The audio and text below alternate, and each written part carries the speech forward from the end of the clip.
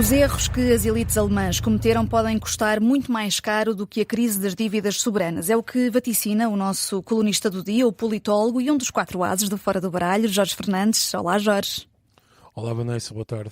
Caput é o título que escolheste para este artigo. A Alemanha, que puxou as orelhas a Portugal no tempo da Troika, está agora a provar do próprio veneno?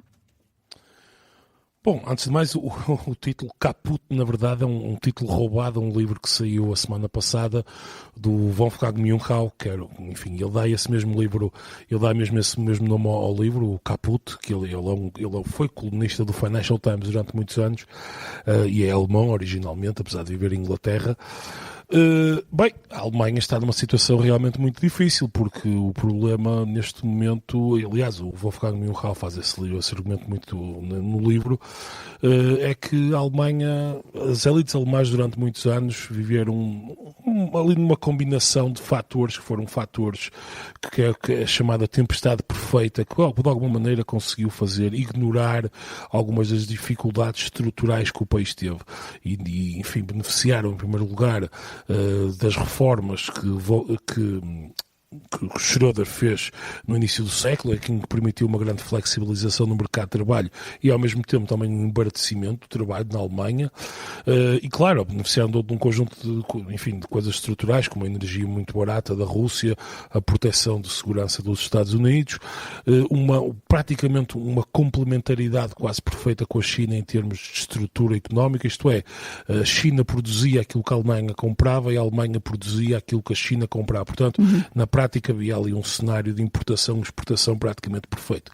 E por último ainda beneficiaram claramente com a integração monetária na Europa, porque, enfim, se mantivessem um marco ainda como moeda, que foi alemã durante muitos anos, um marco seria uma moeda muito mais forte e, enfim, de alguma maneira mitigaria a capacidade da Alemanha competir nos mercados internacionais e a integração monetária, de alguma maneira, desvalorizou artificialmente o valor da moeda, enfim, que é usada na Alemanha, o euro, e, portanto, no fundo, todas estas condições esconderam, digamos assim, um conjunto de problemas que a economia alemã tem e que agora, no fundo, caíram tudo caiu ao mesmo tempo. Acabou a energia barata da Rússia, desde a pandemia todos os países de alguma maneira perceberam que a dependência praticamente absoluta da China enquanto ponto fundamental da cadeia de valor e enquanto ponto fundamental enquanto fábrica do mundo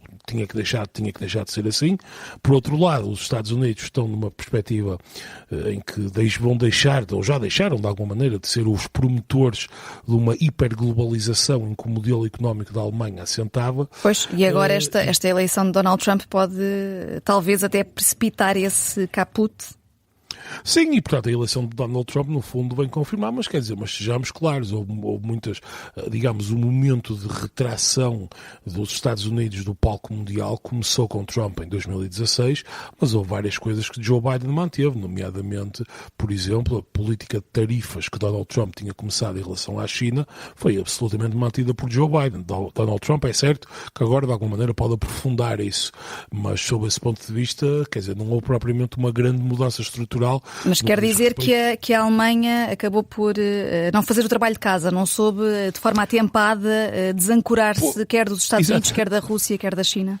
Pois, a ironia, eu acho que tentei passar isso no artigo hoje, a ironia de tudo isto é um bocadinho isso, quer dizer, a Alemanha, os países do Sul fizeram um conjunto, as elites dos países do Sul fizeram um conjunto de más decisões, nos anos 90, no início, naqueles primeiros anos do euro, e quando chegou a crise a crise financeira e a crise das dívidas soberanas, no fundo, deixou à vista os erros que as elites do Sul tinham feito, e no fundo, a Alemanha, na altura, tentou de alguma maneira moralizar a discussão, culpando as elites do Sul por terem feito decisões e escolhas que, quer dizer, olhando para a estrutura do que era, digamos, o desenho institucional do euro, etc., foram decisões que, na verdade, no curto prazo faziam todo o sentido para os países.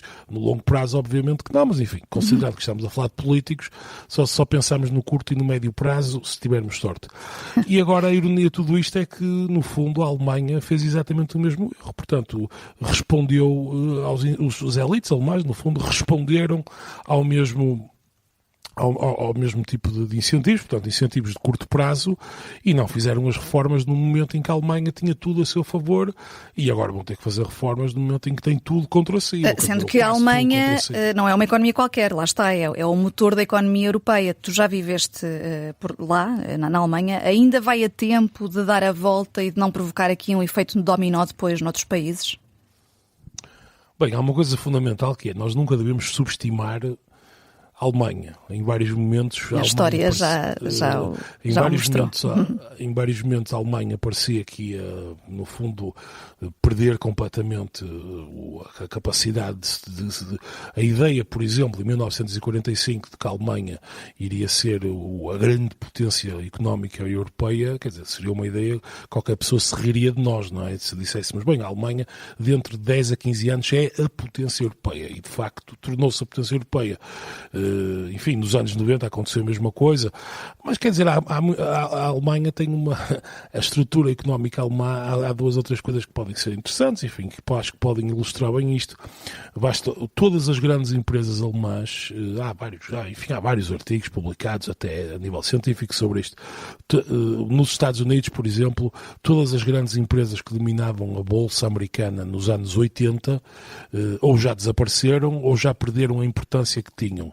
Todas as empresas neste momento que estão no top 20 das empresas americanas foram todas fundadas praticamente nos últimos 20 anos. Todas as empresas que são as empresas mais importantes da Alemanha foram fundadas há 100 anos. São ainda as grandes empresas de químicos, de carros, enfim. O que significa, no fundo, que a Alemanha viveu durante muitos anos à custa de um modelo económico, à custa de empresas e de um conjunto de inovações que tinham sido criadas noutro contexto. E, portanto, e temos visto como a Volkswagen, por exemplo, tem estado a fechar fábricas. A Volkswagen está com grandes dificuldades, quer dizer, a China neste momento, enfim, muito possivelmente, a não ser que a Europa imponha tarifas, pode rebentar completamente com o mercado automóvel europeu, porque os carros chineses, os carros elétricos chineses, muito provavelmente conseguiram ser altamente competitivos do ponto de vista do preço, e a indústria alemã não está desenhada para isso. Quer dizer, por exemplo, o Wolfgang Mühlhau conta algumas histórias engraçadas no livro. Por exemplo, o sistema de saúde alemão e a polícia continuam a funcionar basicamente à custa do fax. Portanto, a polícia, os postos de polícia comunicam entre si à custa do fax. Em 2024. Eu lembro-me de ter experiências pessoais nas finanças alemãs, quer dizer, estávamos nos anos 80, em Portugal, autenticamente. A coisa só funcionava porque depois há um conjunto de normas sociais, enfim, que causam outro tipo de efeitos relativamente à fuga de impostos, etc. Mas do ponto de vista da maneira como as coisas funcionam, o papel, o atraso na digitalização, é uma coisa tremenda. Outra coisa clássica, que alguém que já tenha passado muito tempo na Alemanha, saindo das grandes cidades, a cobertura, por exemplo, de rede de dados nos telefones, ou mesmo a rede de telefones, é uma coisa risível. Quer dizer, é uma coisa que ninguém pensa que aquilo existe na maior potência económica europeia. E, portanto, a Alemanha está basicamente há 2 anos em recessão, enfim, e, portanto, neste momento ninguém sabe exatamente o que é que vai acontecer. Há uma grande discussão sobre se deve levantar o travão constitucional que foi feito para impedir a dívida de ir acima dos 60%, porque esse para mim é o grande trunfo da Alemanha neste momento, é que apesar de tudo tem uma dívida pública extremamente baixa, e se houver um acordo entre as elites do país de que, bem, é preciso levantar o travão à dívida, fazer uma reforma constitucional, a Alemanha de facto tem ali muita margem para se endividar a preços relativamente baixos, porque apesar de tudo a Alemanha tem muito crédito no mercado, e se for esse o caso, quer dizer, realmente ter muito dinheiro à sua disposição para fazer grandes reformas, grandes investimentos públicos, enfim, algumas pessoas alemãs, alguns alemães, enfim, elites alemãs acham que, por exemplo, isso será mais fácil de ser feito e vendido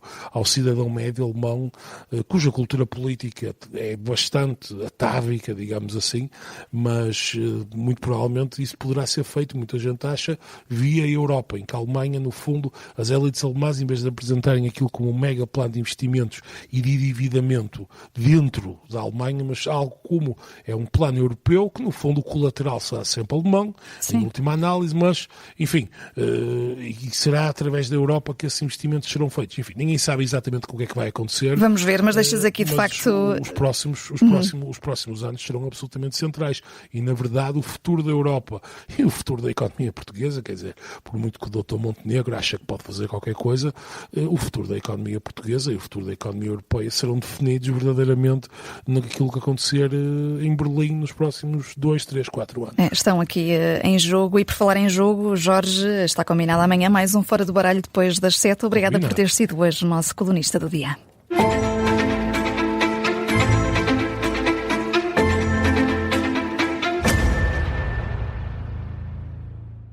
Se gostar deste podcast, pode seguir, dar 5 estrelas e comentar o episódio na Apple Podcasts ou no Spotify.